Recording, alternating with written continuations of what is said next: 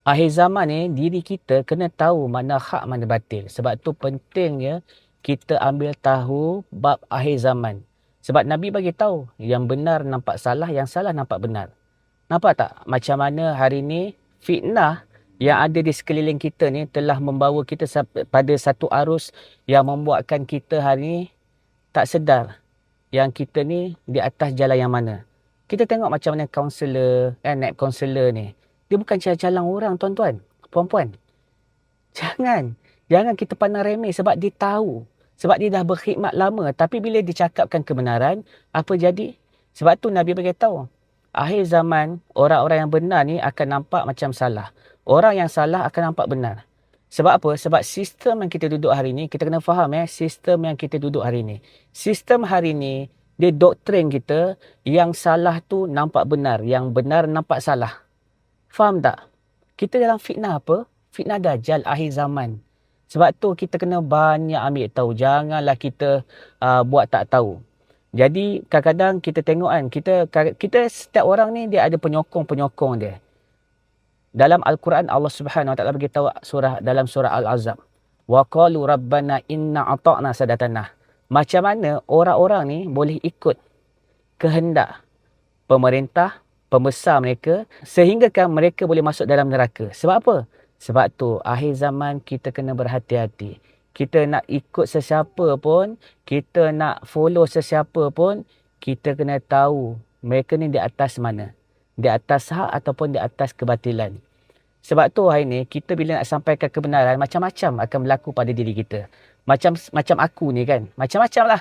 Bila kita tegur pemimpin kita, mula polis datang dekat rumah. Lepas tu masuk kita dalam lock up. Bila kita cakap pasal kita punya pemerintah ni macam tu, habis kita cerita pasal tabung haji ke, kita cerita pasal habis diorang hantar LOD. Kita macam-macam lah akhir zaman. Kita tak boleh nak bercakap kebenaran. Faham tak? Sepatutnya mereka-mereka yang di atas ni, mereka boleh ditegur.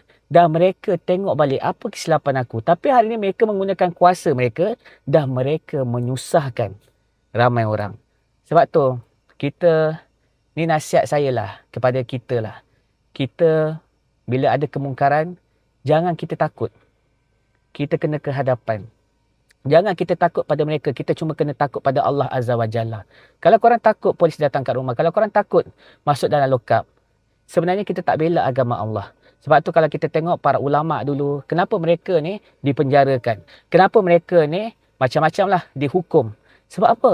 Sebab inilah kebatilan. Itu sebab tu kita kena faham apa itu Dajjal. Dajjal tu apa?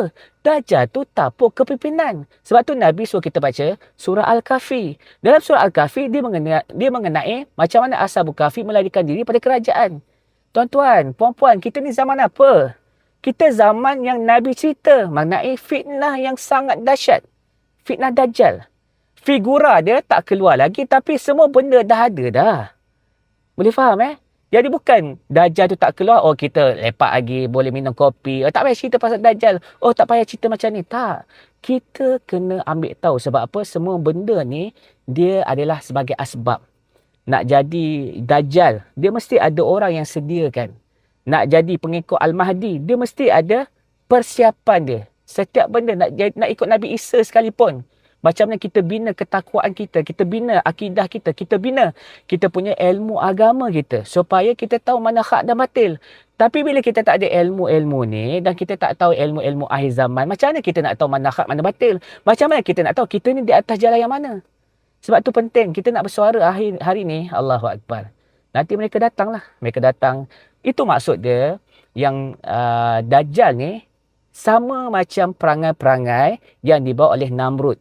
Yang dibawa oleh Fir'aun. Macam mana mereka menzalimi rakyat. Sebab tu dalam surah Al-Kahfi benda yang sama. Ashabul Kahfi melarikan diri pada siapa? Kerajaan. Raja Daqyanus. Banyak benda lah yang kita kena tengok. Janganlah kita sokong sesuka hati saja. Lebih lagi kita hari ni. Kita masuk dalam sistem apa? Sistem apa yang kita guna hari ni? Sistem siapa? Sistem British. Sistem Islam ke? Tak. Tak bawa Islam. Tak bawa hukum-hukum Islam. Malah kalau Islam nak menang dalam sistem ni memang tak boleh.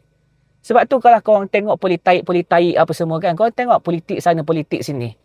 Apa yang terjadi orang yang bawa Islam? Mereka difitnah. Lagilah mereka dipersendakan. Mereka dicaci, dimaki. Nampak Islam tu terlalu lemah. Sebab sistem ni Islam tak boleh turut serta. Kita kena buat sesuatu. Nak buat sesuatu tu kat sini tak boleh nak cakap. Sebab tu kita kena tahu apa solusi yang Nabi sediakan untuk kita. Kita tak boleh lawan dengan sistem ni.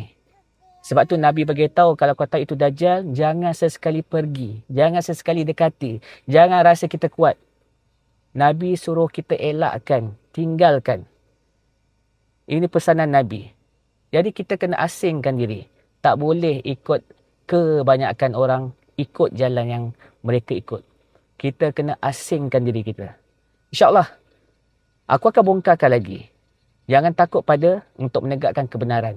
Walaupun kau digari sekalipun, jangan takut, jangan gentar. Sebab apa? Dekat akhirat adalah kehidupan kita yang sebenar. Kat sini, mungkin mereka nampak berkuasa. Tapi dekat akhirat nanti, mereka akan merasai keazaban yang Allah Subhanahu Wa Taala sediakan. Apa yang paling penting? La ilaha illallah Muhammadur Rasulullah. Ini baru betul.